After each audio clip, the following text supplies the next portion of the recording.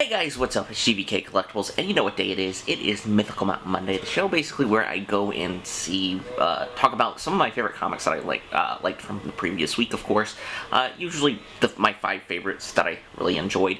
A lot of good comics, a lot of cool ones. A lot of the stuff, I think even with the Hellfire Gala, kind of slowing down now as it has kind of come to official end. And at least that's the case of Way of X, where it's the last book in the series. So, basically, let's get into what I got. So this is what I got. I had some quick ones. Red Sonja ends its run on issue 28. Sorry about that.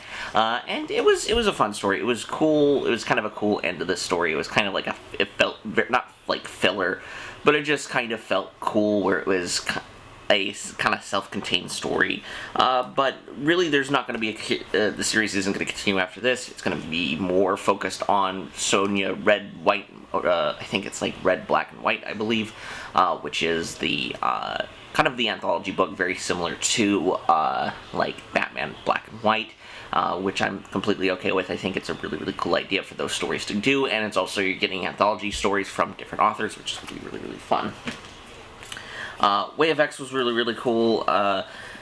Way of X was really fun. It just kind of continues. It kind of ends the Hellfire Gala, and it's also the Legion and Nightcrawlers continuously try to figure out about Onslaught, who is the one kind of haunting everybody on Krakoa, which is going to be very, very interesting. Infinite Frontier was actually really, really cool. It's actually, the story focuses on that there's a greater world after Dark Knight's death metal. A lot of people realize the multiverse is a thing, and they're kind of like contemplating and living with that. There's also a multiversal Justice League 2, which shows the return of Thomas Wayne as Batman. There's Calvin Ellis, who is the current Superman, also the President Superman within the current Earth, which is really, really cool. It's really, really cool. I think it's focusing on just kind of being, I don't want to call it a crisis, because I felt like Dark Knight's metal was already a crisis as it was, because usually crises involve like the end of the multiverse and everything. So it is very interesting because we do have the looming threat of Darkseid being the kind of main antagonist of the book. It's going to be very interesting going forward to see what this is about. Wolverine was fun. It continues the story, kind of ends off the story of the Terra Virgia, who they had, Beast had basically, and X-Force in general had implanted bugs, basically make him control, kind of puppets, Beast being basically a bastard anyway, and they kind of figured that out, and Deadpool's in it too, which is kind of fun, because you kind of get like a cool X-Force reunion out of that, which I really, really enjoyed. Action Comics is really, really cool. It continues the story of Mongol and the stuff with Warworld.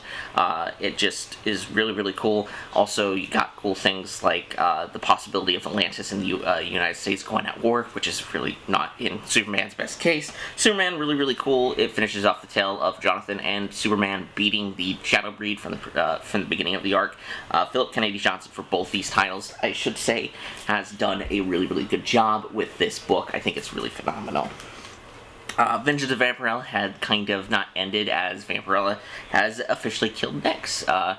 And so where the story goes forward is going to be really cool. It was a really, really cool fight, and it was kind of a cool payoff to see that, as this story's been like really a long time in the making. So Vengeance of Vampirella was really, really good. Can't wait to see where it goes and continues after that. Wonder Woman was really, really cool. Wonder Woman officially gets into Valhalla, which is really, really cool.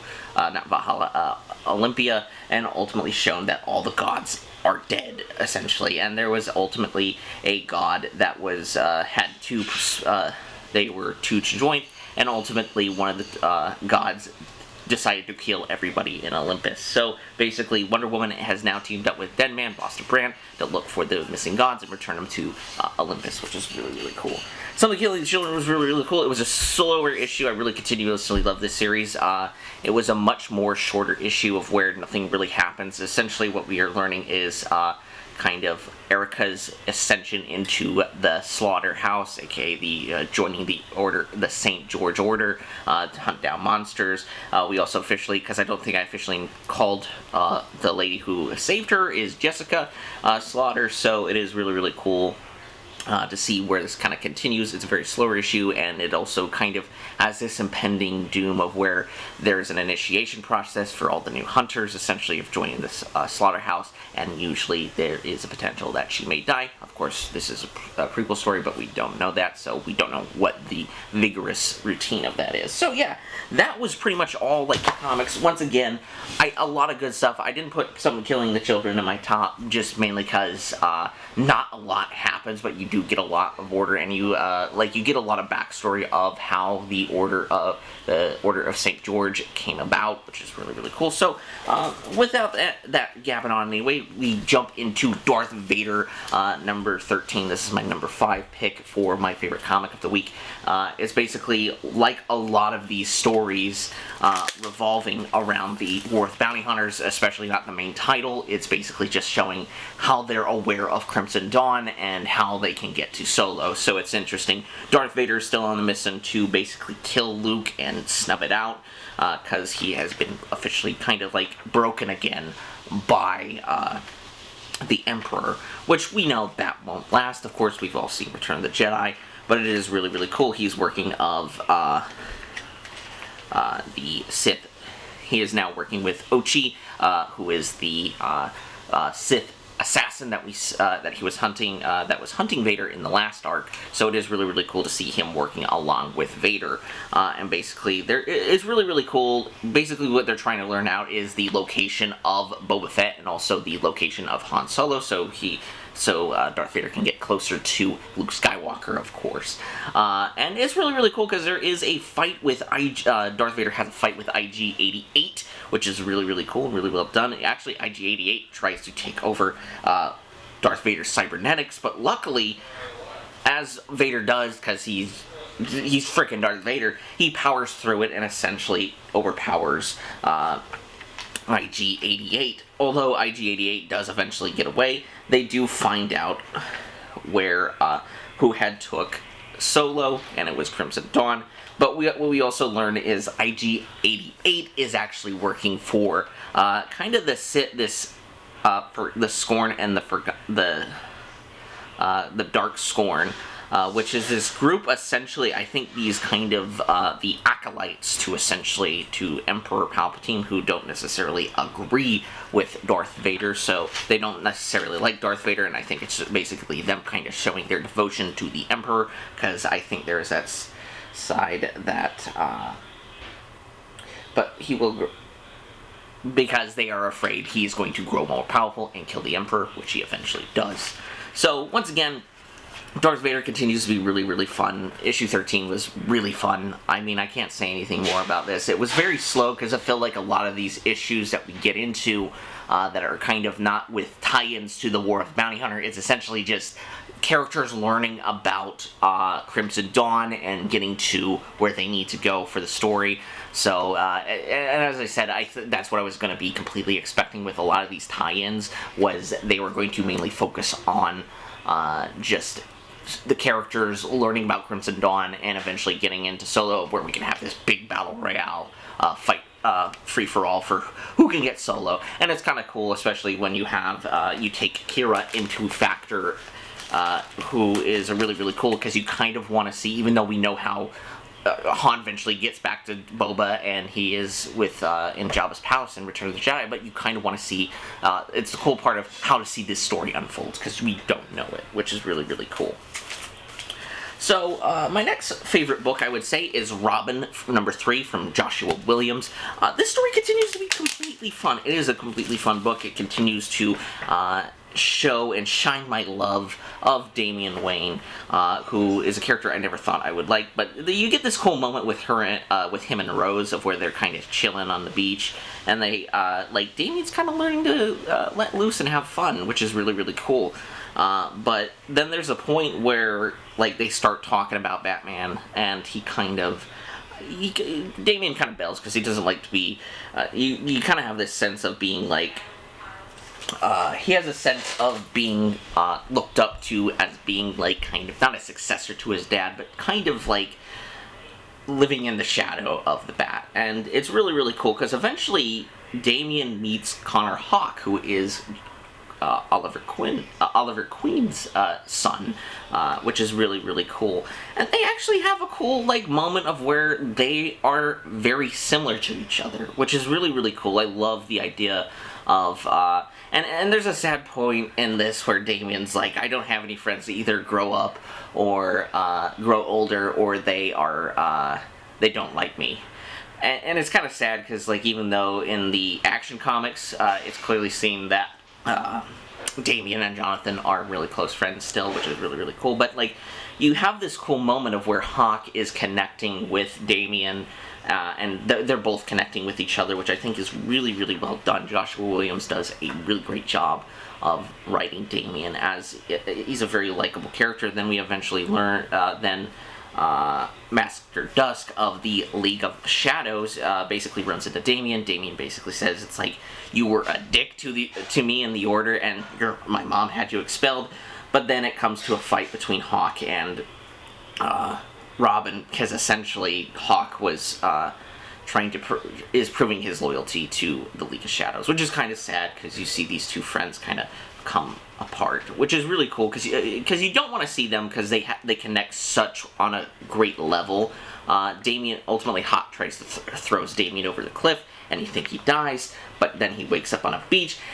Then we figure who saved him. We think it's Batman, but this completely caught me off guard, but it is frickin' Ra's al Ghul, which I wasn't expecting because I didn't know what Ra's al Ghul's status quo within the Batman books was at this point, but it was really, really cool to see Ra's al Ghul. It's very continuing to see where this miniseries is going, so yeah, that is my number 4 recommendation, Robin number 3. I really enjoyed it, and yeah, definitely pick it up if you can, or if not, you can actually find these, I think, on the DC, like the DC mobile app, of where you can read comics, even Comixology. If you got that, guys, the camera had cut out on me, so, but basically, anyway, you can get these issues on DC, I think, like, Comixology too, so it's a little bit easier if you can't find a physical copy of this, or you can just wait for it in trade, which I like. Either way, a very, very fun book. I really love and enjoy Robin number 3.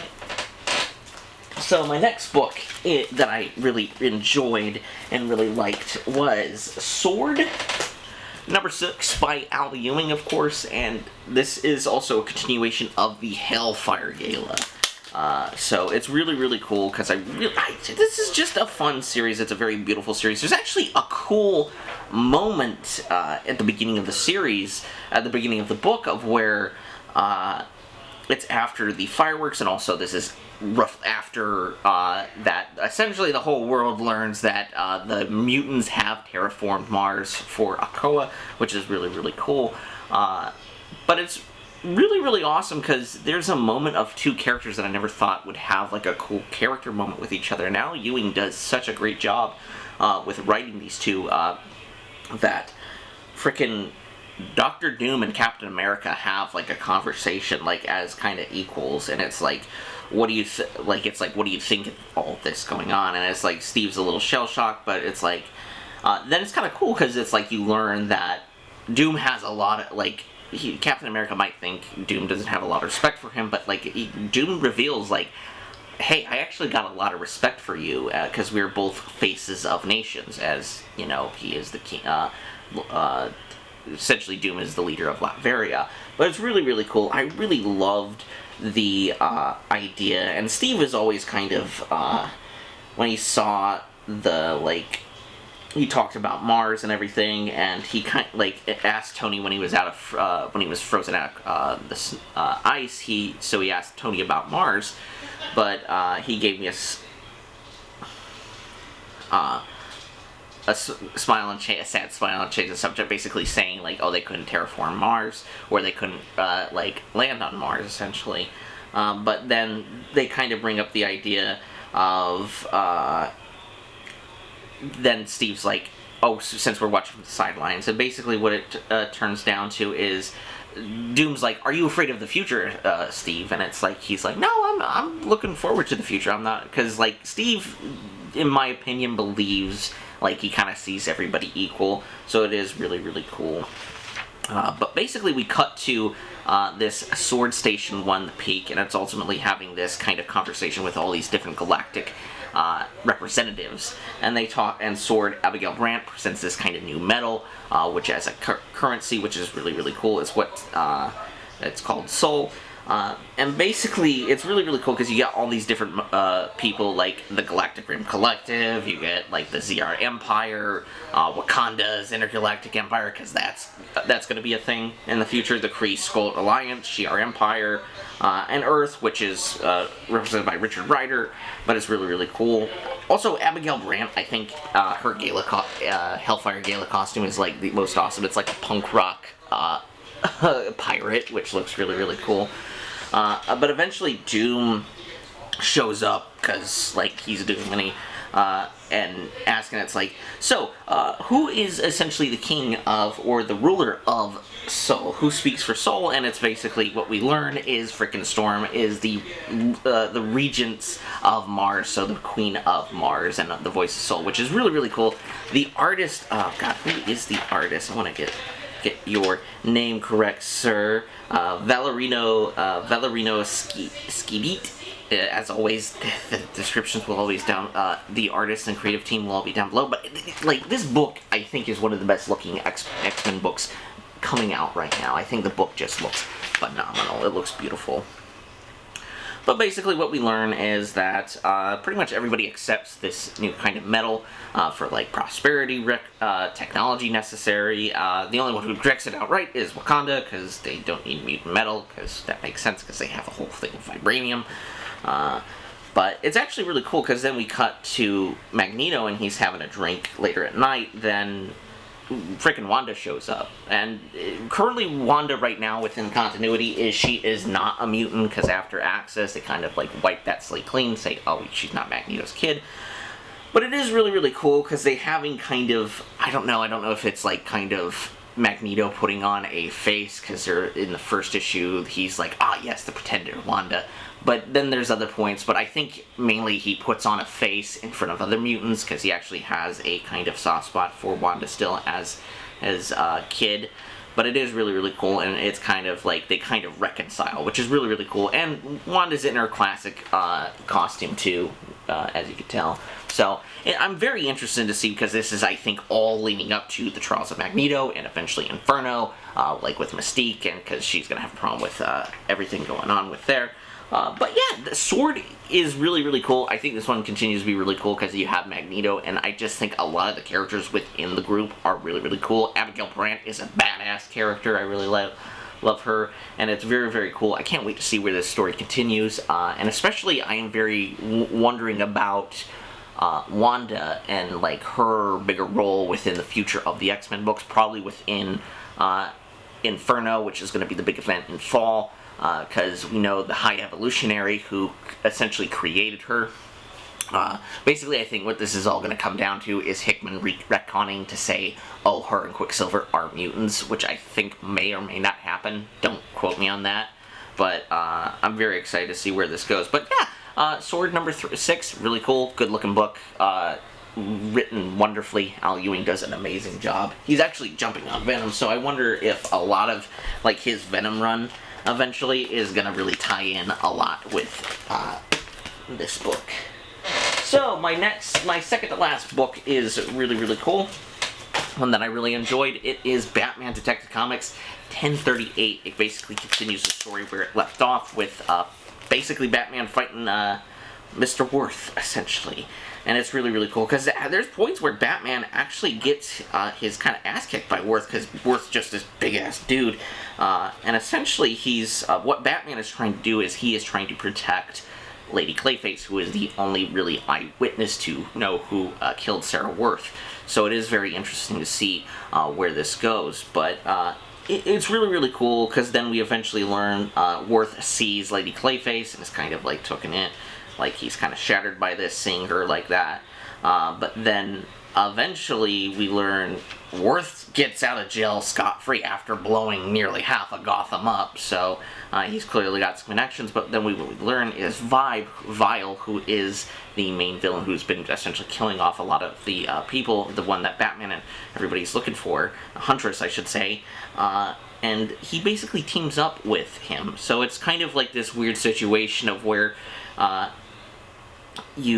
and then Vile eventually captures Debbie Donovan, but it is really cool because then they try to find her at the bottom of the the sewers, and Mr. Worth has essentially set up bombs in there, so we don't know what is happening after that, because all we know is an explosion goes off. We don't know if Huntress and Batman are safe, so because Batman and Huntress eventually do get to Debbie Donovan.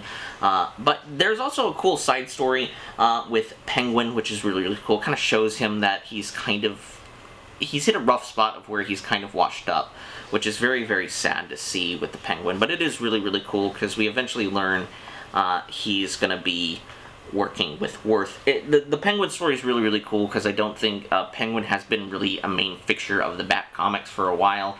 Not really, like, he only had like a small moment, I think, within the Joker War even, so it's very interesting to see where this kind of continues off. So yeah, that was my another favorite comic, was Batman Detective Comics number 1038. Really, really good. So yeah.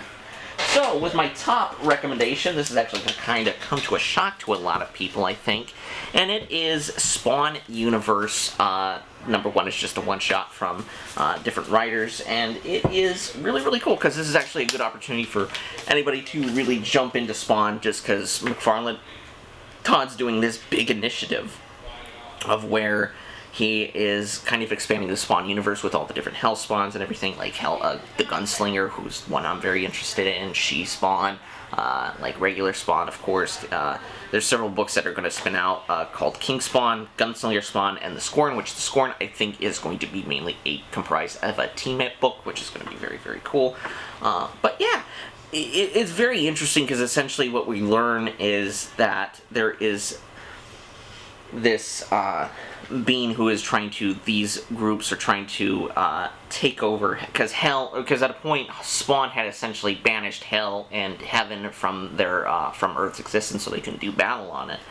But when we learn is like Cagliostro is kind of this main bad guy. There's a lot that I don't know with context, of course, because I'm just reading this based off the previous story, but it is really, really cool to see the Gunslinger and Spawn work together. And there's several different other stories done by several other writers, and they do really a really good job.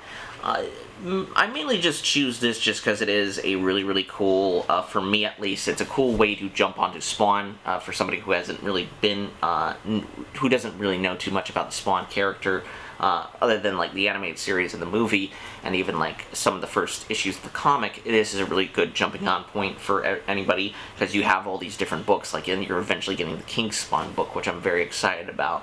So yeah, that is my number one recommendation. I can't really say all too much about the story, because it's like, we eventually learn Cagliostro is also a bad guy, which is kind of precede my, I didn't know that, because because I always know him as a good guy. He's kind of like a mentor to Spawn. So, but basically Cagliostro becomes a new character called Sin, who is going to, basically wreck Hell, essentially. So it's going to be very interesting to see with this story. I'm very excited to see where the book goes, and yeah, that's my number one recommendation. It is Spawn Universe number one. Really, really cool book. Awesome art, I think. Todd actually does a really, really good job of writing, so yeah. That's it. I just wanted to tell you guys, thank you for watching the video today. I hope you enjoyed it. Those were some of my favorite comics. Spawn Universe is really kind of hard for me to get into just because I don't know a lot of the background knowledge, but I really enjoyed the story. It's very interesting to see where it goes forward. I like Spawn as a character, and I like the other characters too. I love Gunslinger. I'm very interested to see what She-Spawn is, because it is really cool, because it's actually technically Jessica Priest, who was actually the character who was eventually retconned into killing Al Simmons within the comics, because, Chapel couldn't be used because of Rob Liefeld. He didn't want to use the character. So, but anyway, with that being said, I hope you guys liked the video. As I said, make sure to hit like and subscribe, hit the little bell notification so you get notified when we upload videos like Mythical Mountain Monday, What's in the Box Wednesday, and Figure Review Fridays. Hopefully you guys enjoyed the Clone Wars review. That whole wave was really, really long. That's a long video. I'm sorry about that, but it was 4 figures, so I've kind of come to the conclusion that I'm either sticking to 2 figures or 3 figures when reviewing, because those usually go by a little quicker. Also, check us out on Mercari.